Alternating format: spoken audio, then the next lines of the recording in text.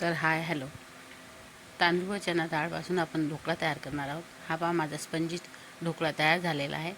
अगदी अगदी मऊ झालेला आहे. पहा तुम्हाला मी दाबून दाखवते. पहा किती नरम झाला आहे, स्पंजी झाला आहे ढोकळा. एकदम कापसासारखा झाला आहे. त्याला एकदम हे आलं आहे, स्पंज आला आहे एकदम. तर आता पहा रेसिपी सांगते. तांदूळ पाण्यामध्ये भिजवून ठेवा रात्रभर. नंतर त्याच्यावरती झाकण ठेवा आणि डाळ पण रात्रभर पाण्यामध्ये भिजवून झाकण ठेवून त्याच्यावरती भिजत ठेवून द्यायची आपल्याला रात्रभर. नंतर सकाळी उठल्यानंतर आपल्याला ते पूर्ण बेटर मिक्सरमधून ग्राइंड करून घ्यायचं आहे. हे पहा मी करून घेतलं आहे. इथे मिक्सरमधून ग्राइंड करून घेतलं आहे. अशा प्रकारे एवढं आपल्याला पातळ ठेवायचं आहे बेटर.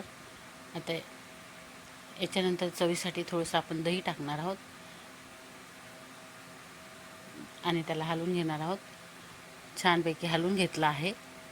तर हे बघा, थोडंसं आपण इनो पण त्यामध्ये घालून घेणार आहोत. त्याच्यावर थोडं पाणी टाकून त्याला आपण हलवून घेणार आहोत. छान एकजीव करणार आहोत. पहा तुम्हाला ते हलवल्यानंतर त्याच्यावरती फुसफुस असे फुगे आलेले दिसतील. हे पहा फुगे आल्यासारखे झाले. आता त्याला आपण एकदम छान हलवून घेतलेलं आहे बेटर.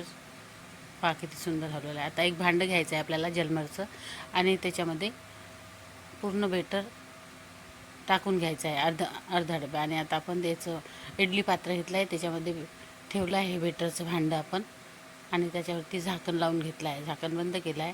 आता आपण त्याला गॅसवरती ठेवणार आहोत, मोठ्या आचेवरती ठेवणार आहोत. 30 मिनटे आपण त्याला गॅसवर ठेवलेला आहे. आता आपला ढोकळा तयार झालेला आहे. पहा किती छान स्पंजी झाला आहे. वर आला आहे तो पूर्णपणे, त्याच्यावरती स्पंज आला आहे. पहा इथे तुम्हाला मी दाखवते माझा ढोकळा कसा झाला आहे. एकदम मऊ झाला आहे, स्पंजी झाला आहे. त्याच्यावरती मग मी सांबार, मोहरी आणि कढीपत्त्याचं तेल करून त्याच्यावरती असं टाकलं आहे. तर पहा हा असा ढोकळा तुम्ही नक्की एकदा करून पहा. तुम्हाला नक्की आवडेल माझी रेसिपी.